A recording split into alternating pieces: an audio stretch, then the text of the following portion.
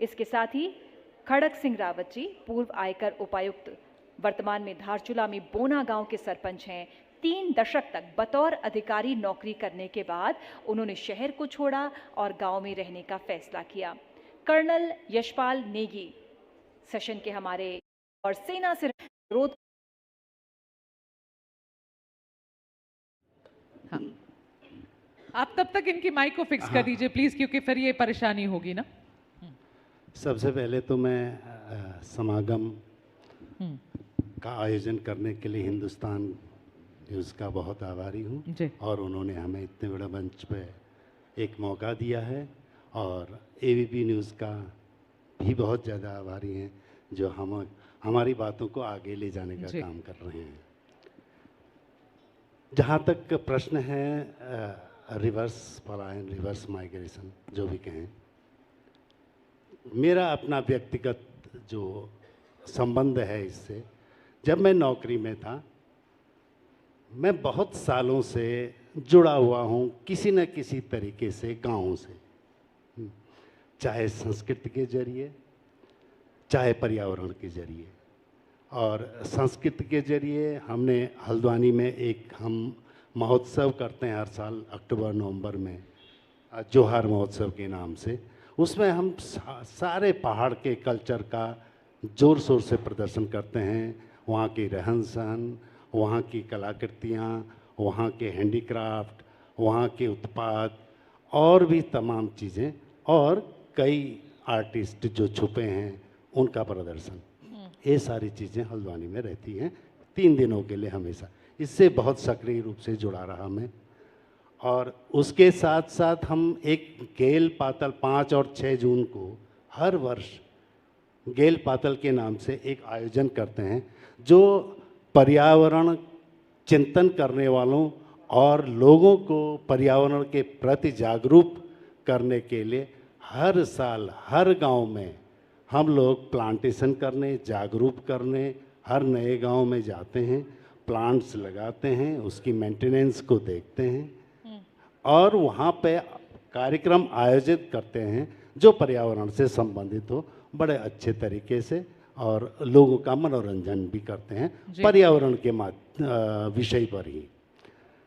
तो इसीलिए मैं जुड़ा हूँ पहाड़ों से। हाँ, तो आपकी कहानी थोड़ी हटके है कि आप हमेशा ही जुड़े रहे।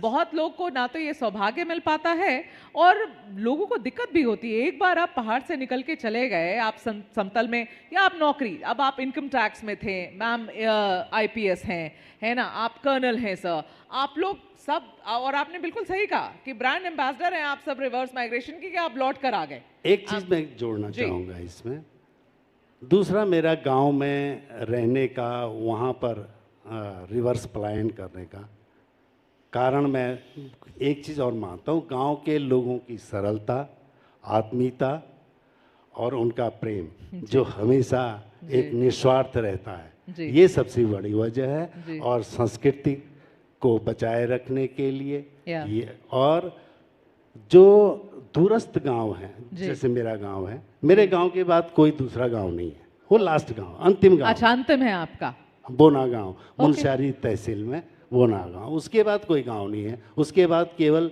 हिम शिखर।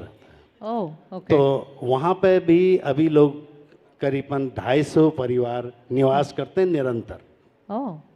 और खेती प्रोडक्ट फील्ड है, वहाँ पे खेती करते हैं। मुनस्यारी तो बड़ी खूबसूरत जगह है, बहुत ही खूबसूरत।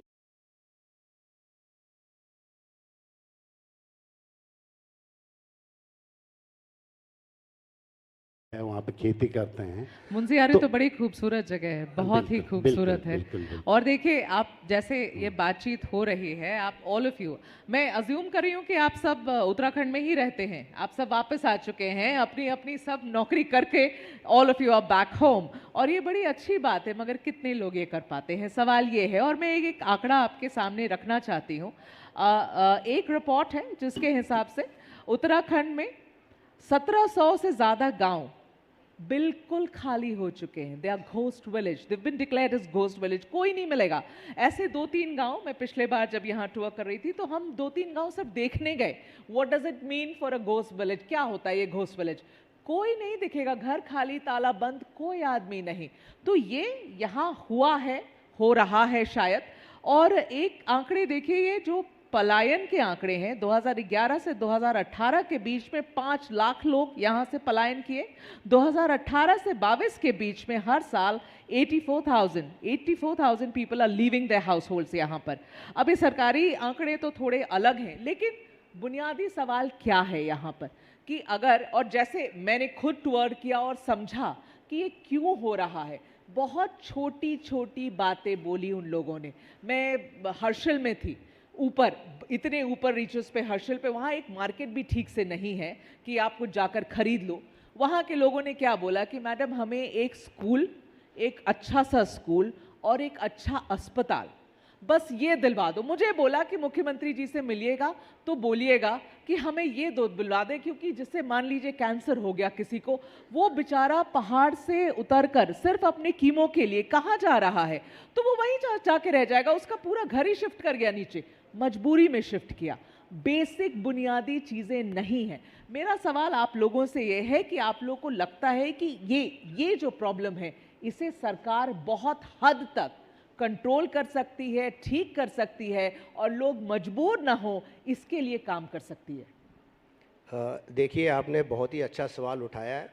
मैं अभी जब देहरादून आ रहा था तो जब ये बात थोड़ा आज के परिप्रेक्ष्य में डिफरेंट है। जब हम पढ़ते थे हाई स्कूल इंटरमीडिएट में, हमने वहीं के स्कूलों से पढ़ाई करी है। हम जो हमारा गांव है, वहाँ से हम 22 किलोमीटर पैदल जाते थे और वहाँ इंटरमीडिएट किया हमने। तो ये हमारी दिनचर्या में शामिल थी। हाँ। तो वो उस समय की परिस्थिति थी जब सड़कें नहीं, कनेक्टेड नहीं थे, टेलीफोन नहीं थे, तमाम चीज़, संचार व्यवस्थाएं नहीं थी। तो उसके बाद जब हम लखनऊ गए, लखनऊ जाने के बाद हमें एक ही चीज़ था कि हमें नौकरी करनी है। तो बीएससी करने के बाद वहाँ से नौकरी की। लेकिन जहाँ तक आज के परिप्रेक्ष्य में शिक्षा और स्वास्थ्य की बात कर रहे हैं, उसमें मैं एक चीज़ जोड़ना चाहूँगा कि पहाड़ के जितने भी गांव हैं, वो बरसात के दिनों में निश्चित काफ़ी मात्रा में गांव जो है आपदा से प्रभावित रहते हैं जी। और यह भी सभी लोगों के मन में एक चिंता का विषय है। रिवर्स पलायन न होने का एक अच्छा कारण ये भी है, एक महत्वपूर्ण कारण ये भी है कि रिवर्स पलायन क्यों नहीं हो रहा है इतनी तेज़ी से। ओके। और इसमें काम करने की ज़रूरत है। केवल आपदा का इंतज़ार करके काम करना नहीं, हाँ। उससे पूर्व भी उसका सर्वे, उसके आकलन करने के बाद उसमें काम किया जाए तो बेहतर हो सकता है। मतलब लोगों को सुरक्षा मुहैया कराया जा सकता है। लॉजिकल अस्थिरता जो हो गई है कि कहीं भी ढह जाता है पहाड़, कहीं भी लैंडस्लाइड हो जाए, कभी कहाँ क्या आपदा हो जाए, और उत्तराखंड में तो हमने बार बार देखा है।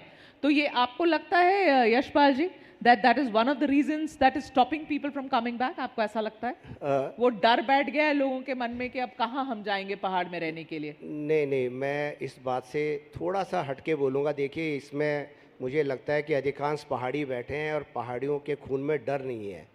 तो जिस पहाड़ में वो पैदा हुए, जहाँ पे रहते हैं, जिन पहाड़ों पे हम चलते हैं, मैं सही बता रहा हूँ आपको। देखिए यशपाल जी, ये डर की बात नहीं है, we got to be practical about it. Practical में आपको बता, देखिए मैं तो तैयार हैं आप लोग।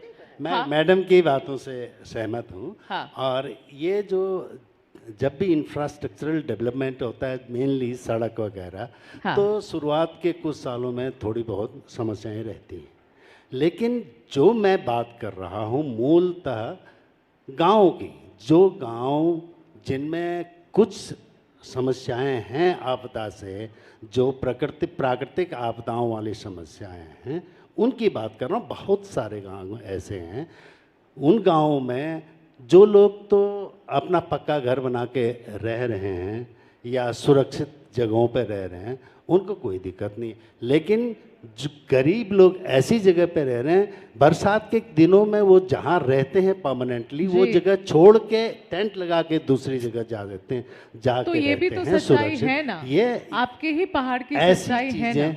ये चीज़ें इनवाइट करती हैं कि हाँ, कि हमें इस पर काम करना चाहिए। तो मैं आप जानना चाहती हूँ, आप सब पहाड़ के रहने वाले हैं, आप यहीं के वासी हैं, is there a solution to it? जो जहाँ जो एरियाज, जैसे जो एरिया इकोलॉजिकली डैमेज हो चुके हैं, अनस्टेबल हो चुके हैं, उसका क्या है हमारे पास सोल्यूशन? उस जगह को छोड़ने के अलावा सोल्यूशन है, और शासन प्रशासन के स्तर पे सोल्यूशन है। ओके, उसमें तटबंध की जाए, हाँ। उसमें प्लांटेशन करी जाए वहाँ के टोपोग्राफी के हिसाब से है। अच्छा। तो ये सारी चीज़ें करने पर है।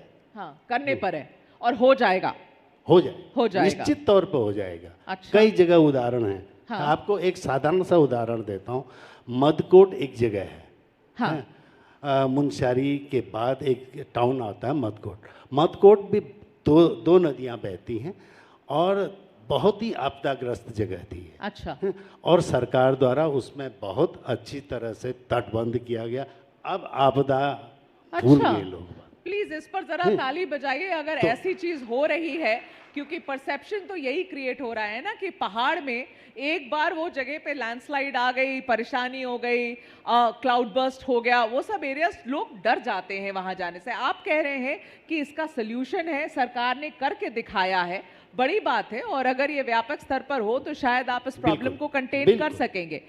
पर मैं यशपाल जी आपसे, you been with the army, तो मैं आपसे ये भी एक सवाल पूछना चाह रही थी कि देखिए, पलायन जब होता है ना, जब जैसे बिहार से जहाँ से मैं आती हूँ, अगर वहाँ से पलायन हो रहा है, उत्तर प्रदेश से पलायन हो रहा है, बॉम्बे जा रहे हैं लोग, तो ये पर्टिकुलर इशू जो मैं आपको अब एक्सप्लेन करूँगी, ये फेस नहीं करते हैं। लेकिन आपकी स्टेट में जब ये होता है तो जो सीमावर्ती गांव हैं, the places that are touching another country, वहाँ से जब लोग पलायन करते हैं, वहाँ से बहुत करते हैं, वहाँ से काफ़ी लोग निकल जाते हैं, आप वो जगह को छोड़ रहे हैं, आप वो जगह पूरी खाली हो जा रही है, वो स्ट्रैटेजिकली हमारे लिए, और आप आर्मी के पर्सपेक्टिव से बताइए स्ट्रैटेजिकली कितना डेंजरस है हमारे लिए, क्योंकि वो सारी जगह खाली होती चली जा रही है, वहाँ कोई बसनी थोड़ी जा रहा है वापस, आप वो एक तरीके से वो जगह छोड़ रहे हैं for others to sort of come in. अभी आपने सरकार और भारत सरकार के जो आज का टाइम तो ऑनलाइन का है, जो ऑनलाइन पोर्टल से हैं वो बहुत ज़्यादा इफ़ेक्टिव हैं। सीपी ग्राम है, मुख्यमंत्री पोर्टल है, उसमें हम अपनी बात पहुंचाएं, उसका रिएक्शन होता है, उसकी समय समय पर फीडबैक लिया जाता है, उसमें काम होता है। ये मैं कर रहा हूं और प्रैक्टिकली कर रहा हूं। वहाँ के लोगों की समस्या, क्षेत्र की समस्या, चाहे सड़क हो, पानी हो, बिजली हो, किसी भी मूलभूत समस्या जो भी चीज़ें हैं वो मैं पहुंचाता हूं, उसका निदान होता है। ये मैं खुद अपने एक्सपीरियंस से कह रहा हूँ। ओके, लवली, ठीक है। On that note, Rawat ji और विमला जी और यशपाल जी, आप सबका बहुत बहुत धन्यवाद। बहुत पर्सपेक्टिव लेकर आप लोग आए और ये समझाया है लोगों को कि it's not all very dark, है ना, यहाँ भी there is a ray of hope. अगर सरकार चाहे और आप जैसे लोग चाहें तो यहाँ सिचुएशन बदल सकती है। Thank you so much, thank you.